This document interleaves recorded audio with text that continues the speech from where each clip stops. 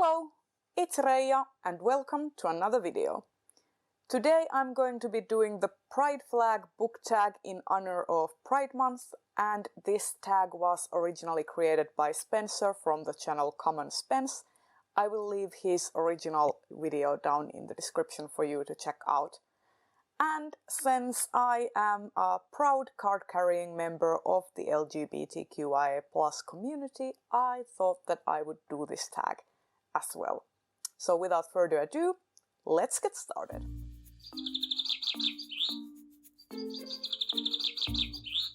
Reid, Life. A book with a spirited protagonist totally proud of who they are. Someone who gives you life. For this prompt, I want to talk about The Seven Husbands of Evelyn Hugo by Taylor Jenkins Reid. This book is about a proud bisexual woman who is a deeply flawed character with an interesting past. She's done a lot of mistakes, she has a lot of things that she regrets, but at the same time she would not do most of the things she did any differently. And she fully acknowledges that some of the things she has done have been wrong, but that they were the best course of action for her to take at the time. And I appreciate Evelyn's character for that. She is calculating, she is ambitious, she is driven, and she is unapologetic about who she is. And I just wish that I had a bit of Evelyn inside me, because I feel like I am sometimes a bit of a pushover. I let people tell me what to do, and I let people affect me, and I am too conscious of what other people think about me. So I think that I kind of idolize Evelyn as a character. Like, I feel like she is someone that I aspire to be a little like, because she is so unapologetic and she is quite rude about and ruthless about what she wants. So she definitely gives me life, and I wish that I could be more like Evelyn Hugo in a sense. Orange, Healing. A book that made you as the reader find a deeper meaning or catharsis in your own life. For this prompt I have two books. First up is Swordspoint by Ellen Kushner, and the second one is The Privilege of the Sword by Ellen Kushner. These are both books in her Riverside series, and these were very influential for me when I was a teen, or rather a young adult, somewhere around when I was 18 to 20 was the time when I read these for the first time. And I love these books. The main characters are canonically bisexual. These are own voices. Ellen Kushner herself identifies as bisexual. And these are like fantasy of manners, very sort of insular stories that are told in a kind of limited locale in a single city. And it's not this sprawling epic fantasy that spans a whole world, but you still feel like there is this huge sprawling world outside the town of Riverside. It's just that the focus, the lens of the story is in this small community of nobles and ragtag commoners and this university. And it's about the society, it's about the intrigue, the courtly intrigue, and it's about the lives and relationship of this small group of characters, and I love it. In Swordspoint we follow the romance of Alec and Richard as they get entangled into this political machination. And in Privilege of the Sword we follow the character of Catherine, who gets invited by her great uncle to live with him and to become a swordswoman. And she expects to be paraded around town in different kinds of balls and to have new dresses, and instead she is put in men's clothing and made to learn swordsmanship. And it's a coming-of-age story about how she finds herself and how she becomes more comfortable with who she is and her relationships and whatnot. And I love these books so much. They are so well written. I have read them multiple times. They have stood the test of time, and I just got so much out of them when I was a teenager, because these were some of the books that made me feel seen during a time when I didn't have much access to books that were centered around people like me. Yellow, Sunshine, a book that fills you with so much joy it could brighten even your darkest day.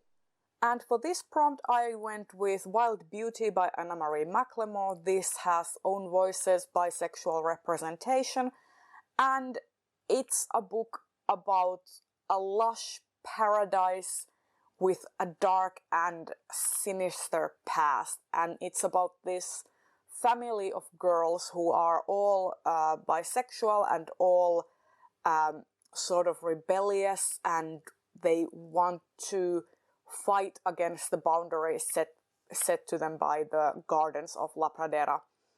And it's just such a wonderful story. This book feels like it has this huge, sprawling history behind it, and it feels like a modern fairy tale. It's lush, it's vivid. I could picture each scene with so much detail, and it just made me happy to read this. I felt so seen. I felt represented by the main character. This has a main character who expresses on the page attraction for both men and women, and it is not judged in any way. She gets to be who she is, and she is not ridiculed or judged for it, and I love that. And yeah, this book just brings a smile to my face just thinking about it, and I want to read it again soon because it is just that good, and it was definitely one of my favorite reads of last year. I just love it so much. Green, Nature, a book that is set out of this world, a reality different to our own. For this prompt I went with Palimpsest by Catherine M. Valenti, and this book is very interesting because it basically takes place both in our world and the city of Palimpsest, which is a city that exists in the twilight hour in a sort of alternate reality pocket between our world and somewhere else. And you can only access this city by having sexual relations with someone who has already been there and carries a map of the city on their body. And it's interesting how only certain types of people want to visit Palimpsest and are attracted to people who carry the mark of the city. And those people tend to be people who have experienced some kind of loss and are dissatisfied with an aspect of their own lives. And for a lot of them, they are queer and they have suffered some sort of trauma in their lives, and the city of Palimpsest, when they escape to it, gives them solace and helps them find something, that missing part in them that completes them. And it is a very lyrical book. I feel like Catherine M. Valenti's writing in this book in particular is like her lyrical prose amped up to 11. And it's also funny that when the book takes place in Palimpsest and when it takes place in the real city or in our world, the formatting is different. So even visually you are able to pick up on when you are in Palimpsest and when you are in the real world. And this is about connections, about soulmates, and about finding your true self and the place where you belong and the sacrifices you might have to make along the way. Blue, Peace. A book where one of the characters finds peace with a difficult truth. For this prompt I went with Laura Dean Keeps Breaking Up With Me by Mariko Tamaki and illustrated by Rosemary Valero O'Connell. And this is basically a female-female romance and an exploration of a super toxic relationship. The main character is called Freddie. She is an Asian American teenager and identifies as lesbian, and she is dating Laura Dean, who keeps breaking up with her for arbitrary reasons, and then when she's just about to get over her, she swings back to her life and kind of wraps her around her little finger again.